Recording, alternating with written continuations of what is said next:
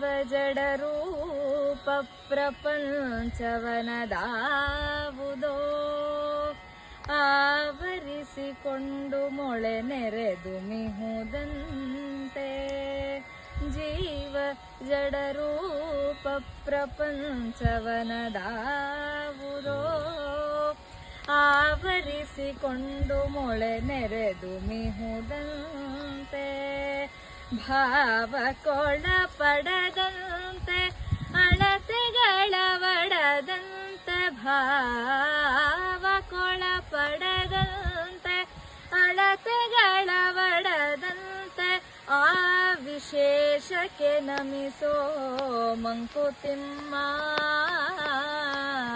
ಆ ವಿಶೇಷಕ್ಕೆ ನಮಿಸೋ ಮಂಕುತಿಮ್ಮ. ಈ ಜಗತ್ತಿನಲ್ಲಿರೋದು ಎರಡೇ. ಡಿವಿಜಿಯವರು ಹೇಳ್ತಾರೆ ಇದರ ಭಾವಾರ್ಥವನ್ನ ಏನಂತ ಅಂತ ಹೇಳಿದ್ರೆ, ಜಡ ಮತ್ತು ಜೀವ ಜಗತ್ತಿನಲ್ಲಿರುವಂಥದ್ದು. ಜಡ ಅಂತ ಹೇಳಿದ್ರೆ ಚೇತನವಿಲ್ಲದೇ ಇರುವಂಥದ್ದು, ಜೀವ ಅಂತ ಹೇಳಿದ್ರೆ ಚೈತನ್ಯವಿರುವಂಥದ್ದು.